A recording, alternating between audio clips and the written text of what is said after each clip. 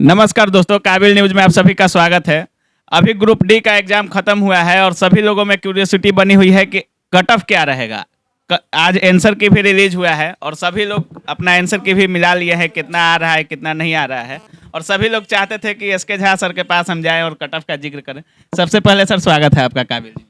बहुत बहुत धन्यवाद आपको इन सब चीज़ों पे बात करने के लिए, क्योंकि अभी बच्चे बहुत ज़्यादा परेशान हैं, तो उनकी दुविधाओं को समाप्त करने के लिए आप ये वीडियो बना रहे हैं, इसके लिए आपको बहुत बहुत धन्यवाद।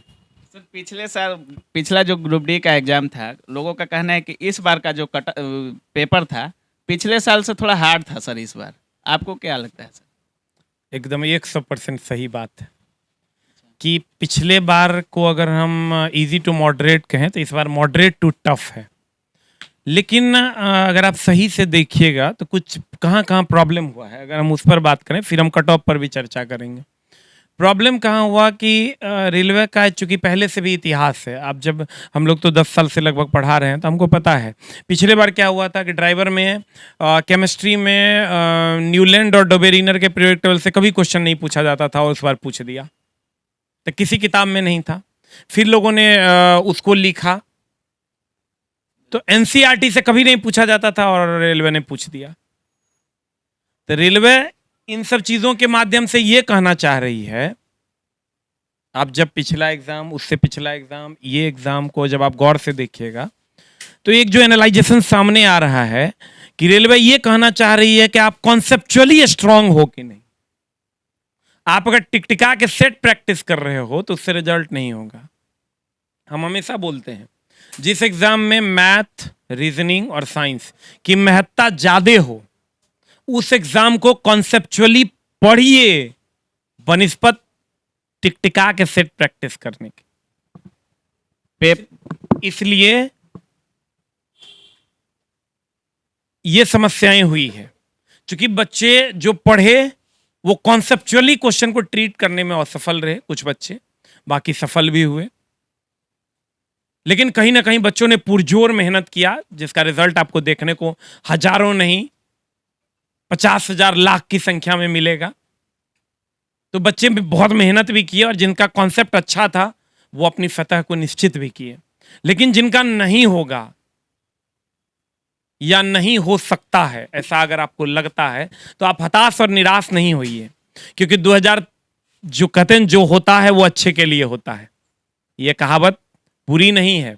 जब एक समय था जब मेरे पूरे कॉलेज में मात्र 4 बच्चों का किसी खास कंपनी में हुआ और हम लोगों का नहीं हुआ था, उनकी सैलरी 25,000 थी, सब उनको बहुत अच्छा मानते थे। लेकिन आज ऐसा लगता है कि जो होता है वो अच्छे के लिए होता है। 23 और 24 और डायमंड ईयर फॉर स्टूडेंट, बड़ी बड़ी वैकेंसियां, बड़े बड़े पोस्ट। आज हो सकता है 50-55 पे हो, 70 पे किसी भी एग्जाम में फाइनल मेरिट बनता है। 15 से 20 नंबर के लिए मेहनत करना होता है। उठिए, जागिए और अपना सारा कुछ झोंक दीजिए, क्योंकि 23 और 24 is a diamond year for student. क्योंकि 24 में चुनाव है सेंट्रल गवर्नमेंट का और 25 में चुनाव है स्टेट गवर्नमेंट का। दोनों आपस में लड़ रहे हैं और उसका फायदा सभी छात्रों को मिलेगा। हम ये आप भी जानते हैं कि इस बार 1,15,00,000 फॉर्म गिरा है, जिसमें अगर मान लेते हैं 1 करोड़ बच्चे भी अपीयर हुए, मान लेते हैं 75 लाख बच्चे अपीयर हुए, तब भी 1.2% वैकेंसी ही है। 1 लाख वैकेंसी है, अप्रॉक्स 1.2% वैकेंसी है, मतलब 99% को जॉब नहीं होना, ये तो पहले से तय था। तो अगर आपका स्कोर कम है तो आप हड़बड़ाइए नहीं, कट ऑफ भी कम जाने वाला है। आप कहिएगा ओवरऑल आप कहना क्या चाहते हैं सर? हम ये कहना चाहते हैं कि कट ऑफ जो रहने की संभावना है वो on an average cut off की बात कर रहे हैं हम, कट ऑफ की बात नहीं कर रहे हैं। वो 60 से 65 यूआर का होगा। उसी हिसाब से आप ओबीसी को देख लीजिए, उसी हिसाब से आप SC ST कम आते जाइए।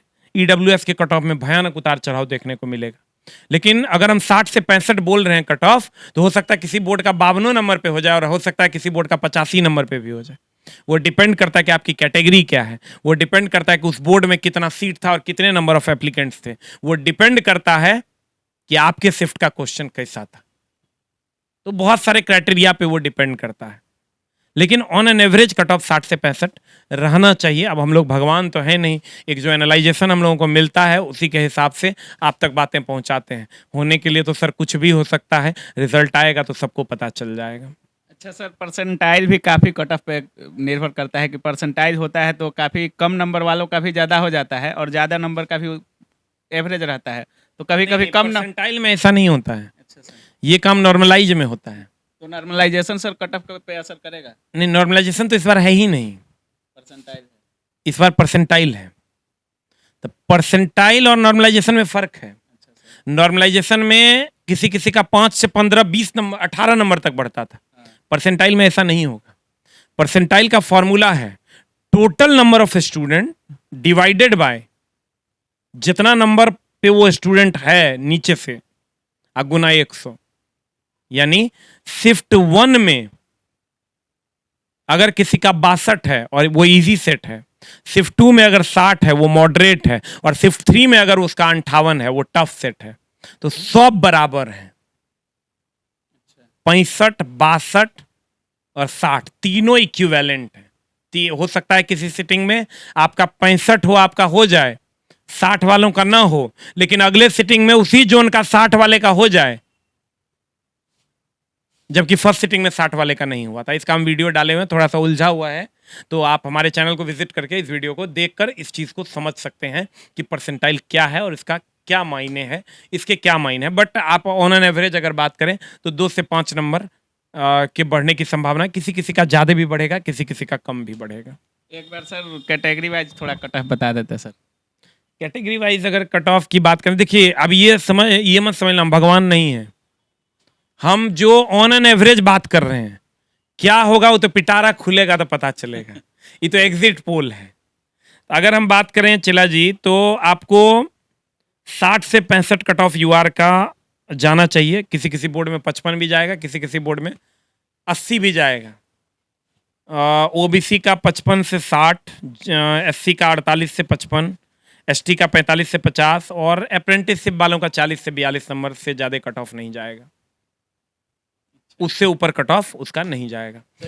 ईडब्ल्यूएस का कट ऑफ सर हर एग्जाम में लगभग यूआर और ओबीसी के बीच में कट ऑफ रहेगा। यूआर और ओबीसी के बीच में ईडब्ल्यूएस का कट ऑफ रहेगा। अच्छा, फेज भी सर इस बार कुछ फेज से भी कट ऑफ पे प्रभाव पड़ेगा क्या सर? फर्स्ट और सेकंड फेज का कट ऑफ कम रहने की संभावना है। अब तो पिटारा खुलेगा तो पता चलेगा। बार बार कह रहे हैं हम भगवान नहीं हैं। और नेक्स्ट फेज का कट ऑफ थोड़ा सा ज़्यादा रहेगा, क्योंकि क्वेश्चन आउट हो गया। पी बराबर वी आई फिक्स था पूछना, बच्चे पढ़ लिए थे चले गए। अब तल दर्पण में प्रतिबिंब कहाँ बनेगा ये क्वेश्चन फिक्स था, पूछबो किया, तो इसलिए कट ऑफ आगे के शिफ्ट का ज़्यादा रहेगा, पीछे के शिफ्ट का कम रहेगा। अच्छा सर, शिफ्ट वाइज इस अच्छा एक सर ग्रुप डी में इस बार वेटिंग नहीं है सर। पहले के जितना भी ग्रुप डी का एग्जाम हुआ है या रेलवे का वेटिंग रहता था सर, तो क्या इस बार वेटिंग से भी लड़के कुछ प्रभावित होंगे? ये सरकार की अपनी मंशा है। सरकार वेटिंग नहीं रख रही है इसलिए ताकि वो अगली वैकेंसी में चीज़ों को शो कर सके। ये उनका अपना मामला है कि कैसे वो कर रहे हैं। लेकिन इस बार वेटिंग नहीं रखा जा रहा है। इस पर भी कुछ ना कुछ हो सकता है, स्टेटमेंट बोर्ड की तरफ से आएगा कि वेटिंग अगर नहीं रखा। इस पर हम लोग जब चेयरमैन साहब से मिले थे तो उस पर इस बात पर बात भी हुई थी, तो उनका बहुत सारा मामला था कि ये पॉइंट है, इसके लिए हम लोग, उनका अपना पक्ष है, बच्चों का अपना पक्ष है। लेकिन फाइनली 1 लाख बच्चों का जो सिलेक्शन हुआ है, तो पहले ये हम आपको बता दें कि पहले एनटीपीसी वालों का फाइनल ज्वाइनिंग हो जाएगा, उसके बाद जो बचेगा बच्चा उसी का फिर 1 लाख बच्चों का रिजल्ट होना है। इसलिए आप लोग निश्चिंत रहिए। अब क्या होना है इस पर 100% जानकारी किसी के पास नहीं है। अगर कोई बोल रहा है तो वो झूठ बोल रहा है, चाहे हम बोलेंगे तो हम झूठ बोलेंगे, या कोई बोल रहा है तो झूठ बोला है। रेलवे इस चीज़ को अभी तक आउट नहीं की है। लेकिन हम लोग जब चेयरमैन साहब के साथ बैठे थे तो उनका ये कहना था कि 35,000 के आसपास ये वैकेंसी जो है पहले ले लेंगे हम लोग, उसके बाद इसकी ज्वाइनिंग करवाएंगे। 2 बड़ी वैकेंसी सर लाइन में है, मतलब एक ग्रुप डी की है और एनटीपीसी की। तो आपको नहीं लगता कि एनटीपीसी का ज्वाइनिंग पहले करा लिया जाए, उसके बाद ही ग्रुप डी के लड़कों का? यही होना भी है। अच्छा, यही होना भी है। चेयरमैन साहब से जब मेरी बात हुई थी तो ये बात वो बोले थे। अब मंत्रालय का कोई अलग से डिसीजन आ जाएगा तो कुछ कह नहीं सकते। अच्छा सर, कितने नंबर पे आपके अनुसार सर फिजिकल की तैयारी लड़कों को स्टार्ट कर देनी चाहिए सर? अगर आपका 55 प्लस है तो फिजिकल की तैयारी आप स्टार्ट कीजिए। कट ऑफ का कुछ कह नहीं सकते, लेकिन कट ऑफ यूआर का 60 से 65 जाना चाहिए, इससे ज़्यादा नहीं जाना चाहिए। अब चल जाएगा तो सामने आएगी चीज़ें, तो समझ में आएगी कि एकाएक साफे कुछ और हो जाए तो अलग बात है। बहुत बहुत धन्यवाद सर। और अभी सर का जो बताए हैं, अगर 55 से ऊपर आपका है तो फिजिकल का तैयारी आपको चालू कर देना चाहिए, और सर के कदमों पर आप चलें तो रेलवे लगभग आपका कंफर्म हो सकता है। तो बहुत बहुत धन्यवाद सर अपना टाइम देने के लिए। Thank you very much.